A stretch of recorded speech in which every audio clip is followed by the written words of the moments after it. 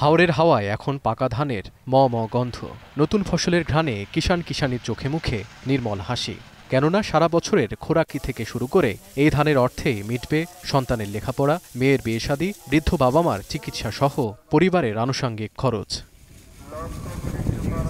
তবে অর্থের প্রয়োজনে স্বপ্নের এ ধান ঘরে তোলার আগেই যখন মাঠ থেকে কম মূল্যে বিক্রি করতে হয়, তখন সেই আনন্দে যেন ভাটা পড়ে।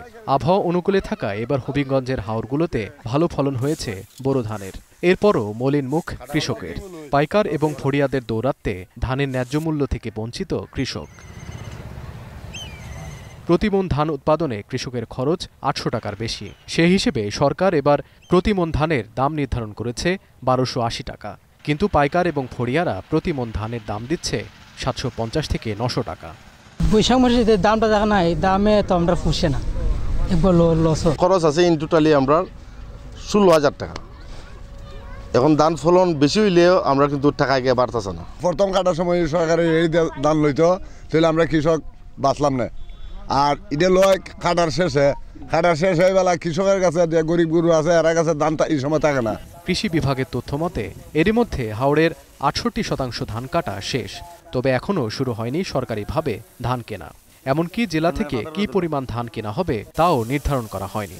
যদিও খাদ্য কর্মকর্তা বলছেন আগামী ৭ই মে থেকে শুরু হবে ধান সংগ্রহ অভিযান। হবিগঞ্জে প্রতিবছর যে পরিমাণ ধান উৎপাদন হয় তার ১৮ থেকে ২০% কিনতে পারে সরকার। বাকি ৬০%-এর বেশি ধান পাইকার বা ফড়িয়াদের কাছে বিক্রি করতে হয়। কৃষকরা বলছেন যদি সরকার বৈশাখের শুরুতেই পাইকারি পর্যায়ে ধানের দাম নির্ধারণ করে দেয়, তাহলে ধানের ন্যায্য মূল্য পাবেন তারা। সরকার যদি কৃষকদেরকে নিয়ে বৈশা মূল্য নির্ধারণ করতো, মানে এটা বেটার ছিল এবং এটাই হওয়া উচিত ছিল।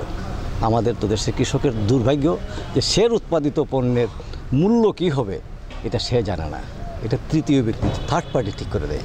জেলায় এবছর ১,২৩,৭৩৭ হেক্টর জমিতে বোরো আবাদ হয়েছে, যেখানে চাল উৎপাদনের লক্ষ্যমাত্রা ৫,২০,৬৫০ টন, যার বাজার মূল্য প্রায় ২৫০০ কোটি টাকা।